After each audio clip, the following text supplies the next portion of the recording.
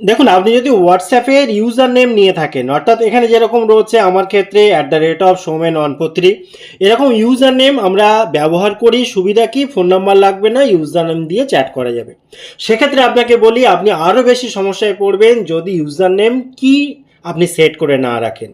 User name কিভাবে set করবেন সেটা তো আজকের ভিডিওতেই দেখাবো। তার আগে বলে রাখি, দেখুন যারা এটা করছেন, আপনি ভাবছেন যে এটা করলে আপনার ফোন নাম্বার সুরক্ষিত থাকবে, উল্টো কেস হবে। কেন? কারণ দেখুন, শুধু ইউজার নেম যদি হয় সেক্ষেত্রে যে কেউ ইউজার নেমে সার্চ করবে।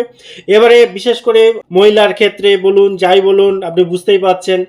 সেক্ষেত্রে কি হয়, সে ছেলে মেয়ে যাই হোক না কেন, র্যান্ডমিক ইউজার নেম সার্চ করে কিন্তু অনেকেই চ্যাট করতে পারে।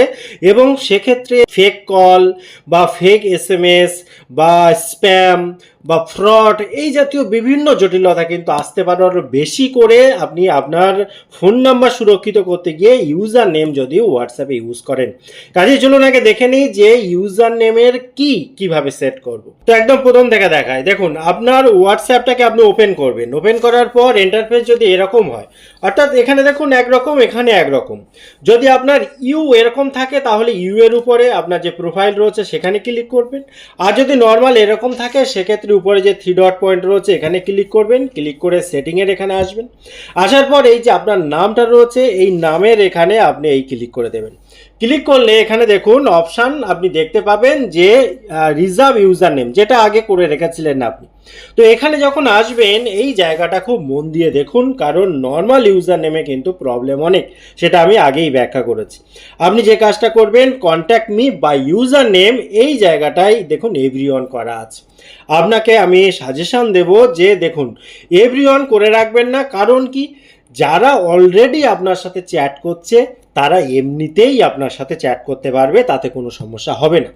কিন্তু আপনি যদি চান প্রাইভেসি এবং নতুন অবাঞ্ছিত লোকজন, শুধুমাত্র এই যে দেখুন স্বাগতা জান, এটা মহিলার নাম, তো এরকম নাম র্যান্ডমিক সার্চ করে বা এই জাতীয়, বুঝতেই পারছেন আমি কি বলতে চাইছি। তো দেখুন, শুধুমাত্র যে মহিলার ক্ষেত্রে হবে তা নয়, যে কোনো মানুষের ক্ষেত্রে র্যান্ডমিকভাবে কিন্তু কেউ সার্চ করে এলোপাতাড়ি মেসেজ করতে পারে, কারণ তার কাছে ফোন নাম্বারও প্রয়োজন নেই। তো এটাকে আগে বন্ধ করতে হবে। তার জন্য আপনি কি করতে হবে, এখানে দেখুন contact me by user name, এই জায়গাটায় আসবেন। এসে এখানে দেখুন পিপল হু নো মাই কি, ঠিক আছে, এই জায়গাটায় যখন ক্লিক করবেন এখানে দেখুন ইউজার নেম কি অপশানটা কিন্তু চলে এসেছে এবং এখানে নিচে সেভ করার অপশান আছে। এখানে কি করতে হবে, যে share your user name and কি when connecting with someone for the first time. যদি কেউ প্রথমবার আপনার সাথে হোয়াটসঅ্যাপে যোগাযোগ করতে চায়, শুধুমাত্র ইউজার নেমের সাহায্যে, ফোন নাম্বার আপনি তাকে দিতে চান না, সেক্ষেত্রে অবশ্যই ইউজার নেমের সাথে সাথে এই যে কি রয়েছে, সিকিউরিটি কি বা ইউজার নেম কি, এটা দিতে হবে। হ্যাঁ, এখানে বলে রাখি, এই যে আপনি ভিডিও দেখছেন, এইটা দেখছেন, এটা কিন্তু নয়। এখানে দেখুন বারবার আপনি চেঞ্জ করতে পারেন। এখানে কিন্তু গেট ডিফারেন্স কি, এখানে চেঞ্জ করতে পারেন। অর্থাৎ যখন চেঞ্জ করবেন, আমিও ভিডিও বানানোর পরই এখানে এসে চেঞ্জ করে দিয়ে তবেই কিন্তু সেভ করব, কারণ সবটাই সেফটির জন্য।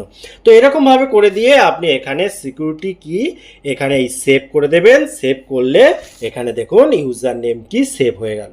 অর্থাৎ সুবিধা কি, নতুন লোক যদি কানেকশন করতে চায় তাহলে কিন্তু র্যান্ডমিক এই ইউজার নেম দেখে আর সে কিছু করতে পারবে না। তাকে অবশ্যই এই কি যে নাম্বারটা রয়েছে সেটা আপনার ক্ষেত্রে আপনি বারবার চেঞ্জও করতে পারেন, সেইটা কিন্তু জানতে হবে। চেঞ্জ করবেন কি করে, এখানে আসবেন, এখানে আবার এরকমভাবে মারবেন, ডিফারেন্স হয়ে গেল, বা আপনার মনে হলো কেউ হয়তো কিটা জেনে আবার অন্য কাউকে পাঠিয়ে দিয়েছে, সেক্ষেত্রে আপনার প্রবলেম হচ্ছে, আপনি এসে এখানে চেঞ্জ করবেন, করে আবার এখানে সেভ করে দেবেন।